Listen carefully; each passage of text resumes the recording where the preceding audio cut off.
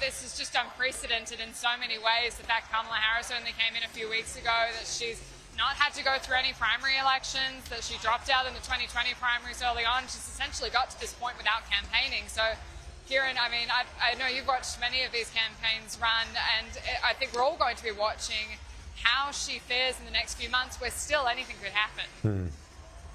Indeed, Annalise, I'm really keen to get your thoughts and Joe Hockey's thoughts on the part of the speech where she took the gloves off. There's a lot of talk about hope and optimism, but really went hard at Donald Trump in a couple of areas, including saying that the autocrats of the world are cheering him on, Annalise. What did you make of that? I'm keen to hear what Joe thinks of it too. No, it's a really good point, Kieran, talking about how the gloves have really come off in these speeches compared to, I mean, it wasn't that long ago Michelle Obama was saying when they go low, we go high. Everyone was going low this time. There were some really below-the-belt jokes about J.D. Vance, but she made that real point about talking about foreign adversaries celebrating Donald Trump, that he was the candidate that's going to get rid of funding for Ukraine. And I thought that was interesting because that was her veering into foreign policy, which has not been her strong suit so far. We saw her talking in Munich, being really panned for her comments on global security.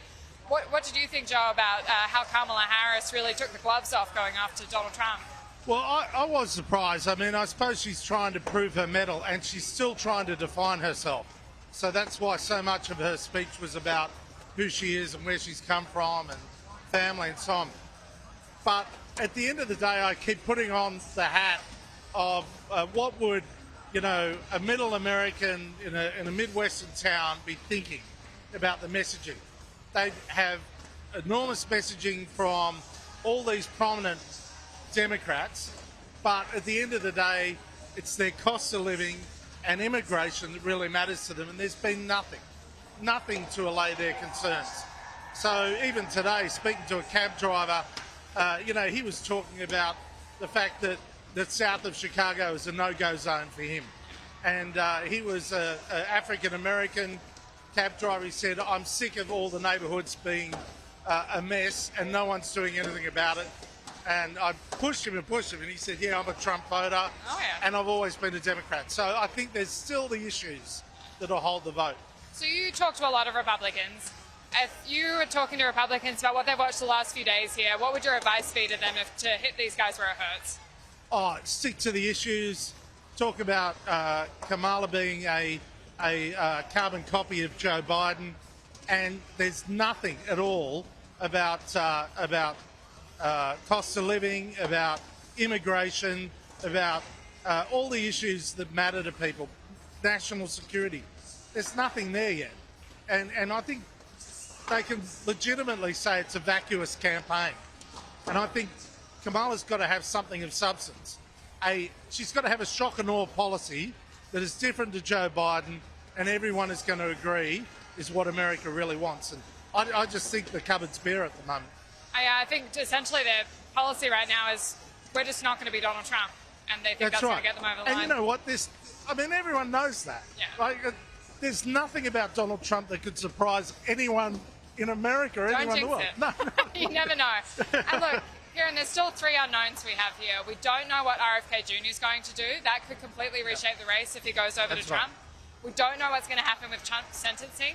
And we don't know how Kamala Harris and Trump are going to go in the debate, because debates are one of those things that cut through to ordinary Americans. They see the clips, it gets made fun of on late night TV.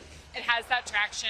Obviously, we saw Joe Biden's campaign died that night at the debate. So, Kieran, I don't know what your thoughts are on this, about where we could go from here. This has been such an unprecedented campaign. Well, Annalise, just to pick up on that point, this is probably the last massive choreographed event that she can do now without going into some of those news conferences and interviews. Surely now this is the turning point, Annalise, where Kamala Harris does engage in more of that traditional involvement with the news media, because up until now it's been very cautious. It's been a choreographed, that's the word, isn't it, campaign to this point, and culminating with this massive set piece tonight, this much anticipated speech in Chicago. And look, Kamala Harris gave a really good speech. It really hit a lot of points that her audience cares about. But you're absolutely right. She's not doing media. Kamala Harris hasn't done a press conference. She hasn't done a sit-down interview since she took over the ticket. She's answered a few questions to journalists on the sidelines of getting on and off a bus and getting on and off a plane. Joe, do you think that's a strategy that can last, that she just avoids media? Well, it will only last if Donald Trump keeps talking about himself instead of talking about the issues that matter. If he gets it onto a debate about the things that are going to matter to everyday Americans, then Kamala needs to respond. Kamala Harris needs to have a plan. There's no plan at the moment.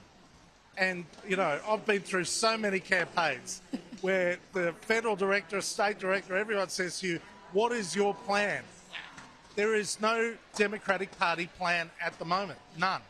And at least Donald Trump says, I'm going to reduce taxes. I'm going to build the wall. I'm going to stand up to X, Y, and Z. I'm going to make sure NATO pays its way. I'm going to let it rip on energy. There's a multitude of policies he has, most of them rehashed from his own turn. So there's not great innovation. Well, then at least you know he's consistent. Exactly.